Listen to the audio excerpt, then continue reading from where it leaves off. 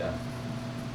So for the second side, and we took a look briefly about this, what are some of the things, some of the ideas and concepts that came out of the Restoration Movement? And here are 3 slogans that I wanted us to focus on today. Number 1, we're not the only Christians. We just want to be Christians only. I love that one. I really do. Now, these are said in different ways by different people. All right? I saw it in one place where it was backwards. I mean, backwards of what you have there. We don't want, or we just want to be Christians only. We don't want to be, we're not the only Christians. Well, I like to focus on the fact that we're not the only Christians. So I put it first. Okay? We're not the only Christians. We have never said we're the only Christians. And yet, doggone it, some of our churches and some of our preachers have given that impression. And I hate it. That's not who we are as a movement. All right? We're not the only Christians. When I went down to Atlanta and they had Church of Christ, and I was at St. Mary's Church of Christ, they had Atlanta at the Missionary Alliance Baptist Church. In their membership packet, they had the Church of Christ listed under cults. It just floored me. I had been down there for a conference. This church was doing so many good things. They actually had this conference of preachers come in, and their members took the preachers out to call to show what they were doing, how they did it, how they were calling on folks, how they were opening up the Word of God, how they were entering discussion. Then they'd come back and talk about it. They would debrief with the preacher. These were regular church members showing preachers how to do calling. Okay? And this was awesome. This was awesome. So I was there and got to know some folks there, and the deal was that they were afraid of what I would bring to the conference because I was at the St. Mary's, if you know where that is, St. Mary's, Ohio, St. Mary's Church of Christ. And they had Church of Christ listed as cults. And when I got to know one of the young ladies there, we talked about why. And the impression was that we of the Church of Christ think we're the only ones going to heaven. That was the impression they had received. And that is a good definition of a cult. It really is. So from that time on, I was about 23, 24 years of age, and I thought, doggone it, if that's the impression some of our preachers and churches are given, that is not going to be me.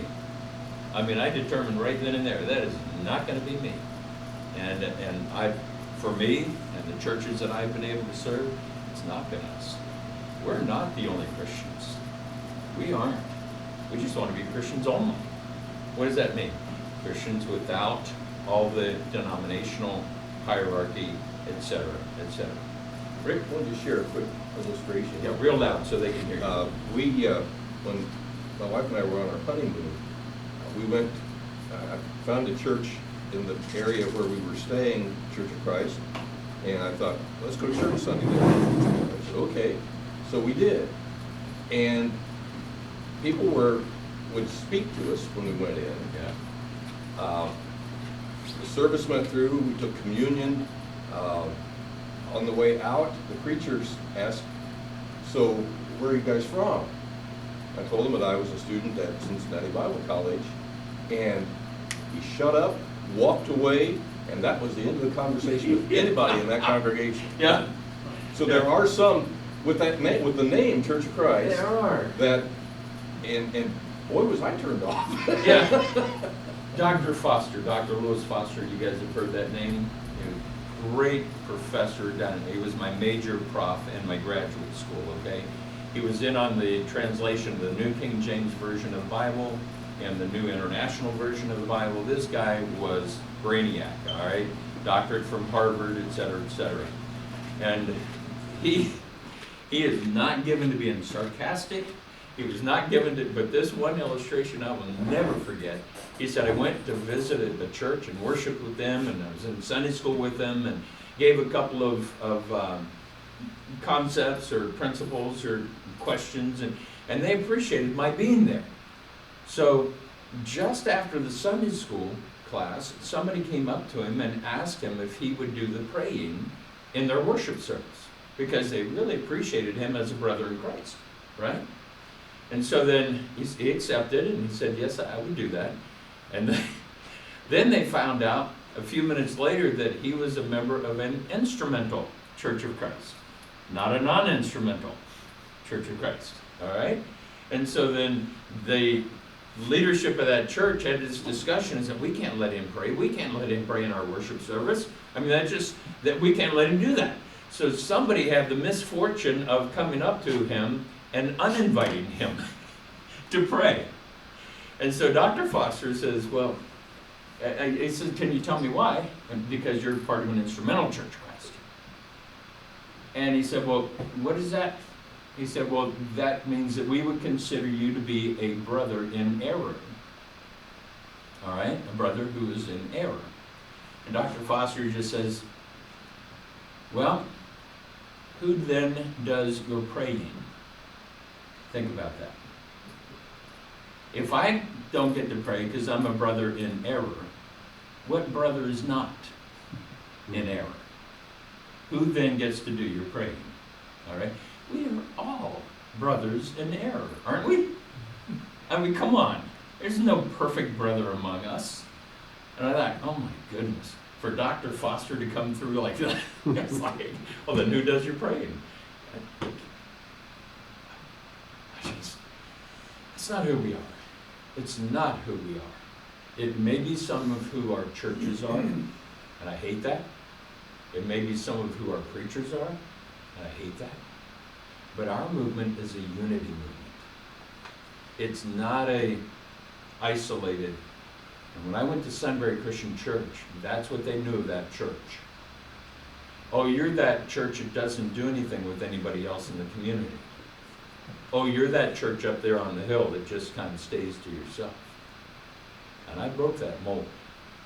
And I went to the ministers' meetings. And when I went to the first one, there was that, what are you doing here, look? It was. Some of our preachers have given that, and I hate it. All right? That's not who we are. Not as a movement. So we're not the only Christians. And I think I could go on for another half hour on that one, but I'm not going to. We're not the only Christians, folks. But we just want to be Christians only. Not that hierarchy, not that other stuff along with it. Number two, we have no creed but Christ. No book but the Bible. It seems to me that creeds were created because doctrinal error was creeping into the church. All right? And so then, in order to be able to say, this is who we are, this is what the Bible teaches, they began to make statements of faith or creeds that said, this is the truth. All right? Being challenged was the deity of Christ. Was he really God or not? And some are teaching not. Part of the creed would be, he was God come in the flesh. All right? You can see the why for that. And these all came, I think, out of good intention. But then even these creeds became a source of contention. I belong to this church and we belong to this creed. I belong to, and we're on this side of this creed. And we're on, and it just became a real source of contention. So then eventually, within this movement, there's no creed but Christ, no book but the Bible. And the Bible's a pretty big book. So to get everything all at once in the beginning, that's not easy. I mean, you got to be willing to learn and grow and become better. I'll never forget. How many of you had curfews when you were teenagers? All right. What value is a curfew? Of what value is a curfew? What is it? Nothing good happens after midnight. Ah, I've heard that one. I just heard that yesterday from somebody. Were you out after midnight and heard? You know? And the guy that said The this, police officer told me that. the guy that just told me that yesterday, okay, said they grew up with this, nothing good ever happens after midnight. Until my mom got into a bridge club and they were staying out till 1 or 2 o'clock in the morning. She had to revise that, okay? Nothing good happens after midnight. Now, what is the value of a curfew? It does, it sets a limit, it sets a boundary, it sets an expectation, all right? There's an authority. There is an authority, somebody that's in charge, and it ain't you as a teenager, all right? As much as you want to be, da-da-da-da. There is value behind a curfew, no matter when it is set. But there is always going to be testing of that curfew, is there not? How many of you tested your curfews? I get this one illustration. I was supposed to be in at 12:30, and my girlfriend and I, and we've been dating for some time, and finally got her dropped off, and I'm coming back. I'm 10 minutes late. It's going to be 12:40 when I walk in the door, all right? So I'm driving my car at home, and I go by and I look at the house, and the big picture window right there at the living room, right? Well, my mom's up, and the light's on, and I can see in the picture window. And as I'm driving by that to turn into the driveway, I see my mom get up out of the chair and walk across the living room floor. All right? So I park the car and I go in the house, and now she's got the phone up to her ear, and she goes, "Oh, never mind, officer, he just walked in." I saw her right, and I go, "Mom, are you serious? I saw you." Okay? And it was just one of those things. I don't care where the limit is, somebody's going to push it, right? Somebody's going to push. We all push the limit. And it will be, I don't care who says it, it's going to get stretched. It's going to be tested, no matter where the limit is, right? So, it's this kind of thing that says, I think these were the good intentions behind these creeds. Because people have been outside the limits. Bad outside. So we're going to bring this thing back in.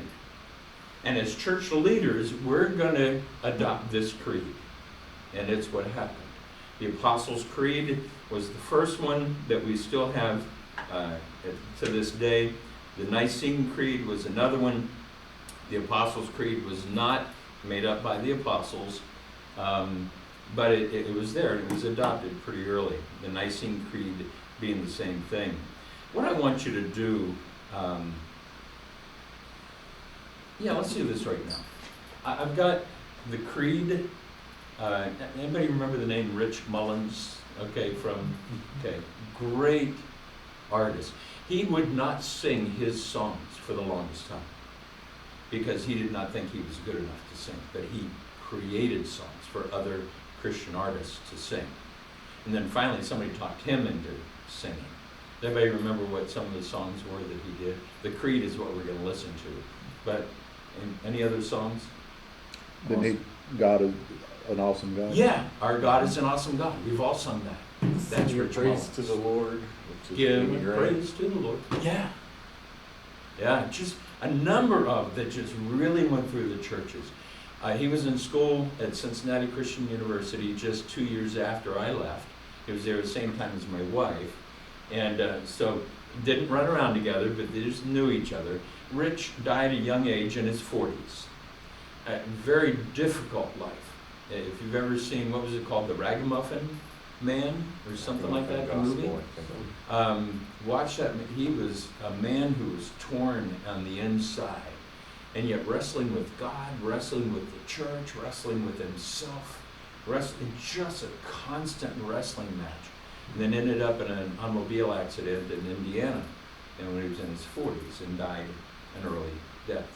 Just a historical note, do you know Yeah. what type of vehicle it was? No, I don't. It was a Jeep Wrangler that he wasn't wearing a seatbelt.